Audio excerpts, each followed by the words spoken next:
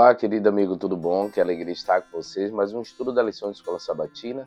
A lição de hoje vai falar sobre a igreja como a noiva de Cristo. Vamos dividir em duas partes. A parte de hoje faz uma aplicação voltada também para Ezequiel, capítulo 16, mas também tenta explicar como era o casamento da época para que a gente entenda o contexto do que Paulo falou e como aplicar isso para a nossa vida.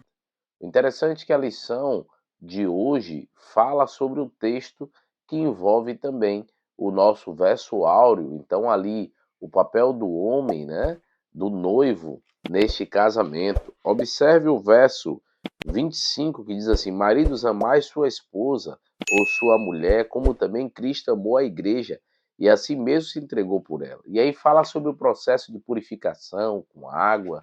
Então, como assim esse contexto de purificá-la? E aí ele fala sobre o aspecto de santificação. Você vê que o texto, ele fala sobre o marido amar a esposa como Cristo amou a igreja. Então, a aplicação de Cristo amando a igreja, a gente sabe que Cristo amou ao ponto de entregar-se a sua vida. Mas naquela época, o casamento, ele era arranjado. E esses casamentos fazia com que gerasse até custos para as famílias. Exemplo, o noivo comprava o dote da noiva. Então, algumas vilas, esse valor era fundamental para a manutenção da família. Então, era um valor aguardado nesta época. Então, com isso, também simboliza o alto preço que Cristo pagou pela igreja. O noivo pagou pela noiva. Então, assim, Cristo, ao morrer na cruz, pagou um alto preço por nós. E assim, o marido também pagava um alto preço pela esposa. Além disso, quando ele fala sobre essa cerimônia, sobre esse aspecto de lavar, né, no verso 26, diz assim, ó, para que a santificasse, tendo-a purificado por meio de lavagem de água. É porque a noiva ela era preparada para esse casamento, era lavada no aspecto de pela ali as damas, pelos familiares, né, as mulheres da casa, preparada para o casamento. Assim também com o seu sangue Cristo lavou, purificou a noiva. Ele assim, então, busca que a igreja seja pura.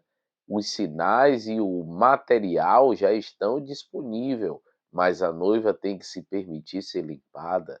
E a noiva somos nós. Cristo quer purificar a sua igreja e a gente precisa permitir que ele assim o faça. O aspecto também, ó, entregar-se a si mesmo como dote, a igreja precisa fazer. Outro aspecto interessante é comunicar a palavra da promessa. Essa purificação é realizada pela palavra, apontando para a palavra da promessa que o divino noivo fala à sua noiva. Talvez no contexto da cerimônia da noiva, para em Efésios ali 1, de 3 a 14, observando as promessas de Deus que os crentes no momento da conversão dele. O antigo noivo era diferente do noivo moderno e tinha um conjunto muito mais sério de negociação. Um outro aspecto é preparar e enfeitar a noiva. Quando a noiva é finalmente apresentada ao seu noivo, ela está fabulosamente bonita e surge em esplendor impecável. Cristo não só lava a noiva, ele também a prepara e a adorna. Assim também, Cristo faz com a igreja. Ele então prepara a sua igreja, ele adorna, ele santifica para a grande promessa da sua volta. Então, queridos, a aplicação de Paulo, a metáfora, ela é importante para que a gente entenda o reino de Deus, o cuidado de Deus com sua igreja. Que possamos permitir que o noivo cuide de nós, nos purifique, limpe, salve e nos transforme para o seu reino. Amanhã falaremos mais sobre o assunto. Convido você para esse momento de oração. Querido Deus, ó Pai, abençoe nossos amigos aqui no canal. Que a tua graça e poder esteja sobre eles. Livre-nos do mal, nos dê a tua companhia. No nome de Cristo Jesus. Amém, Senhor. Deus o abençoe, queridos. Tchau, tchau.